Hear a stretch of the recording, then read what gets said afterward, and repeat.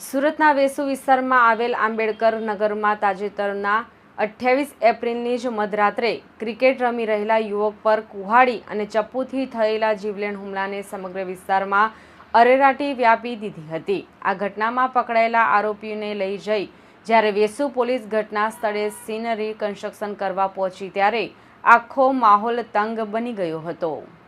આરોપીઓને પોતાના વિસ્તારમાં જોતા સ્થાનિક લોકોનો આક્રોશ ફાટી નીકળ્યો હતો. ઉશ્કેરાયેલા ટોળાએ સોસાયટીનો મેઇન ગેટ બંધ કરી દીધો હતો અને ભારે અફરાતફરીનો માહોલ સર્જાયો હતો.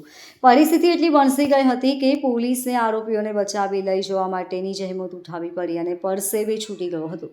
આ દરમિયાન જનતાના રોષ વચ્ચે પોલીસ અધિકારીઓએ પણ કડક વલણ અપનાવતા એક આરોપીને જાહેરમાં લાફા ઝીકી દીધા હતા અને પાછળથી પીઠ પર પણ માર માર્યો હતો.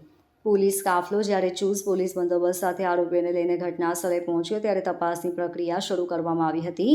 જે જગ્યાએ નિર્દોષ યુવાનો પર હથિયારો વડે જીવલેણ હુમલો કરવામાં આવ્યો હતો, બરાબર તે જ જગ્યાએ આરોપીઓને ઊભા રાખીને પૂછપરછ કરવામાં આવી રહી હતી.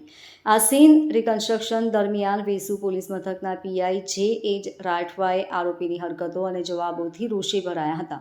ગુનાની ગંભીરતા અને આરોપીની અક્કડ જોઈને પીઆઈ રાઠવાએ ત્યાં જ એક આરોપીને જોરદાર લાફો મારી દીધો હતો.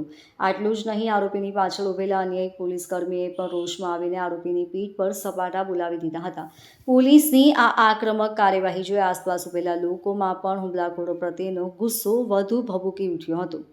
દ્રશ્યો એવા સર્જાયા હતા કે લોકો કોઈ પણ ભોગે આરોપીઓને પોલીસ વાનમાં બેસી પરત જવા દેવાના મૂડમાં ન હતા. એક તરફ લોકોનો વિરોધ અને બીજી તરફ કાયદો તથા વ્યવસ્થા જાળવવાની પોલીસની જવાબદારી હતી. જ્યારે સમજાવટથી કામ ન પત્યું ત્યારે પોલીસે કડક વલણ અપનાવવું પડ્યું હતું. પોલીસે ટોળાને વિખેરવા માટે હળવો બળ પ્રયોગ કર્યો હતો. બંધ ગેટ પાસે ઉભેલા ટોળાને ખસેડીને પોલીસે અંદરથી ધક્કો મારીને બળપૂર્વક સોસાયટીનો મેઇન ગેટ ખોલાવ્યો હતો. આ ધક્કા મૂકી અને ખેંચતાણ દરમિયાન પોલીસ અને સ્થાનિકો વચ્ચે ભારે ઘર્ષણ જોવા મળ્યું હતું. Bureau report LK star news, Surat.